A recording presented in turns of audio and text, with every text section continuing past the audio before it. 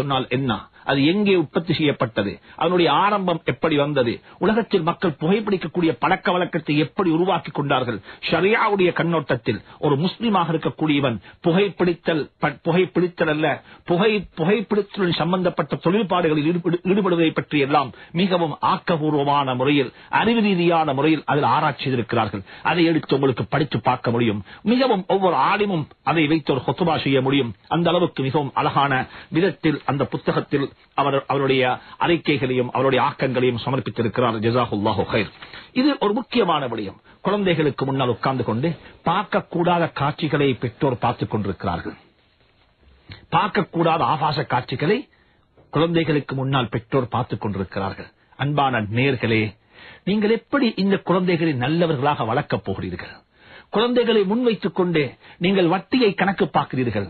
உங்களுடைய டெலிபோன் ஒரு கால், நீங்க பேசிக் கொண்டிருக்கிறீங்க, எனக்கு இத்தனை லட்சம் ரூபாய் வட்டி வேணும் ஒரு வங்கியுடன். அந்த பேச்சு யார் கேட்டுக் கொண்டிருக்கிறார்? உங்களுடைய குழந்தை கேட்டுக் கொண்டிருக்கிறார். உங்களுடைய பெண் குழந்தைகள் கேட்டுக் கொண்டிருக்கிறார்கள். எங்களுடைய பாப்பா, எங்களுடைய தந்தை வட்டி தின்னக்கூடியவர் என்று சொல்லக்கூடிய ஒரு அறிவும் அவர்களுக்கு கிடைக்கிறது. சுருக்கமாக சொல்லப்பட சில கட்டங்களில் எங்களுக்கு நடந்திருக்கிறது. ஜமாத்துகள்ல போய் கஸ்ட் சொல்லுவோம், வீட்டுக்கு போய் கதவை தட்டினால் சின்ன குழந்தைகள் வருவார்கள். வாப்பா இருக்கிறாரா என்று கேட்டால் உள்ளே ஓடி போய்விட்டு அந்த குழந்தை வந்து சொல்லும், வாப்பா சொன்னார், வாப்பா இல்லை என்று சொல்லும்படியாக. அதாவது பொய்யை நாங்கள் அவர்களுக்கு கற்பிக்கிறோம், பொய்யை நாங்கள் அவர்களுக்கு சொல்லிக் கொடுக்கிறோம். அன்பான நேயர்களே, அன்பான சகோதரர்களே, இதைத்தான் ஹஜ்ரத் ரசூலுல்லாஹி ஸல்லல்லாஹு அலைஹி வஸல்லம் சொன்னார்கள். குழந்தைகளுக்கு முன்னால் ஒரு நாளும் எந்த ஒரு கட்டத்திலும் தப்பி தவறியாவது நீங்கள் பொய் பேசிவிட வேண்டாம். அவர்களுக்கு நீங்கள் பொய்யை சொல்லிக் கொடுக்க வேண்டாம். பொய் என்று சொல்லக்கூடிய ஒன்றை அவர்கள் உங்களிடமிருந்துதான் படித்துக் கொண்டிருக்கிறார்கள்.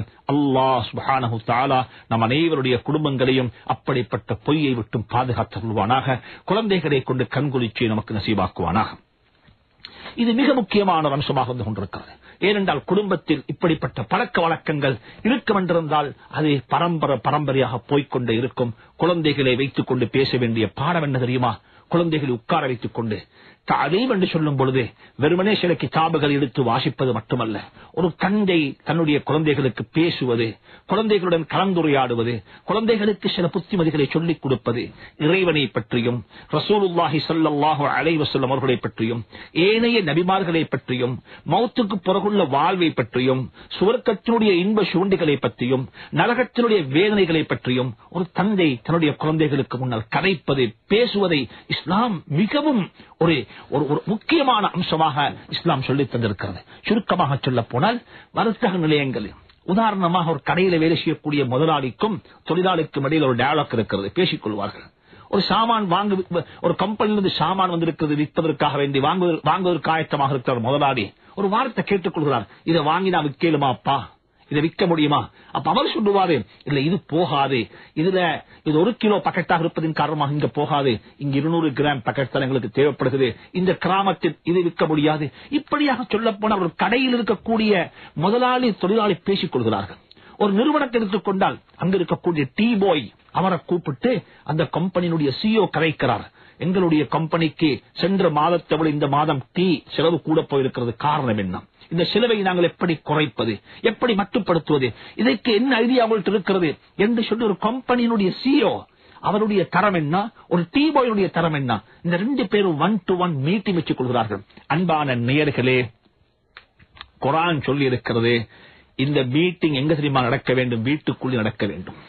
குழந்தைகளுடன் மனம் விட்டு பேச வேண்டும், குழந்தைகளை கிட்டவாக்கிக் கொள்ள வேண்டும், குழந்தைகளுடைய மனதில் உள்ளவைகளை எடுக்க வேண்டும். பெற்றோர்கள் எடுத்து அவர்களுடன் பேச்சுவார்த்தை நடத்த வேண்டும். வெறுமனே ஒரு கிதாபை எடுத்து வாசித்து விட்டோம், நம்முடைய கடமையை பிடித்து விட்டதல்ல. குழந்தைகள் பள்ளி வாசலில் பேசப்படக்கூடிய விடயங்களை அமானிதமாக சுமந்து வாருங்கள்.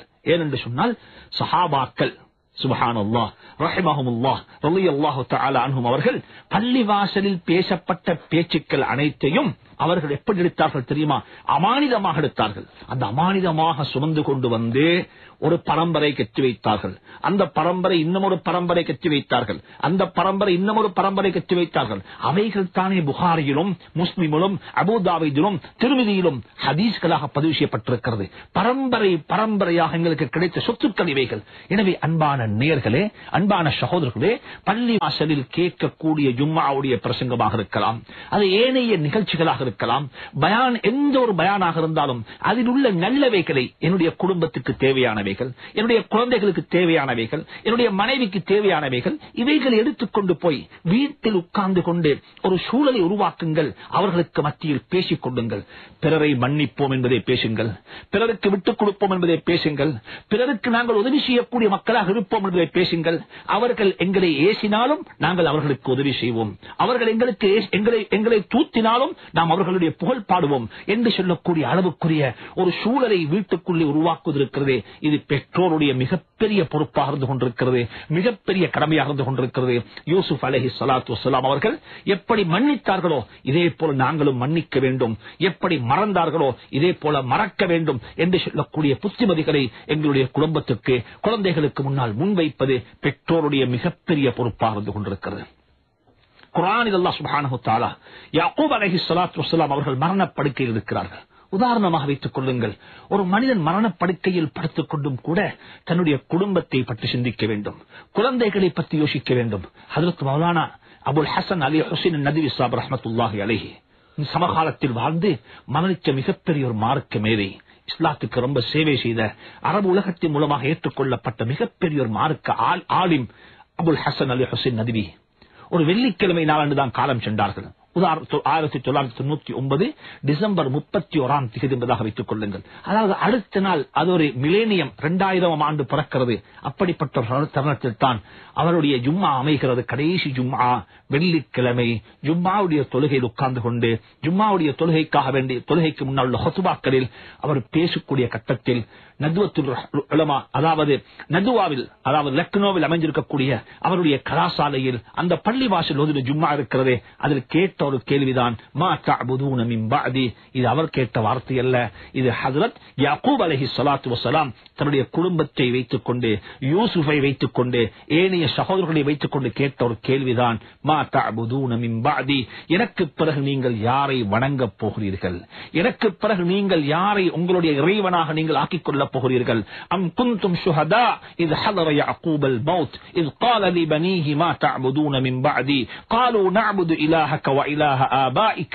அல்லாஹ் குர்ஆன் சுட்டிக்காட்டுகிறான் வனஹ்னு லஹு முஸ்லிமூன், நாங்கள் உங்களுடைய தந்தை இப்ராஹிம் அலைஹிஸ்ஸலாத்து வஸ்ஸலாம், இஸ்மாயில் அலைஹிஸ்ஸலாத்து வஸ்ஸலாம், இஸ்ஹாக் அலைஹிஸ்ஸலாத்து வஸ்ஸலாம் எந்த இறைவனின் பக்கமாக எங்களுக்கு அழைப்பு கொடுத்தார்களோ அந்த இறைவனை, அந்த அல்லாஹ்வைத்தான் எங்களுடைய ரப்பாக நாங்கள் ஆக்கிக் கொள்ளப் போகிறோம் என்று சொல்லி உலகத்தை விட்டு பிரியாவிடை விட்டு போகக்கூடிய தந்தைக்கு பதில் சொன்னதாக குர்ஆன் சொல்லி காட்டுகிறது.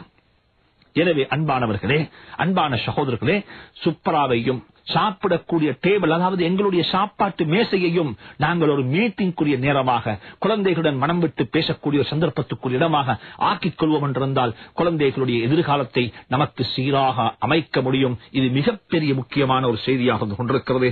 அல்லாஹ் சுப்ஹானஹு வ தஆலா அதற்கும் நமக்கு நசீபாக்குவானாக. இப்பொழுது சகோதரர்கள் யூசுப் அலைஹிஸ்ஸலாத்து வஸ்ஸலாம் அவர்களை அழைத்துக் கொண்டு பாப்பாவிடமிருந்து கலட்டி எடுத்துக்கொண்டு அப்படியே போய்க் கொண்டிருக்கிறார்கள். போகக்கூடிய சந்தர்ப்பத்தில் அநியாயங்கள் செய்கிறார்கள்.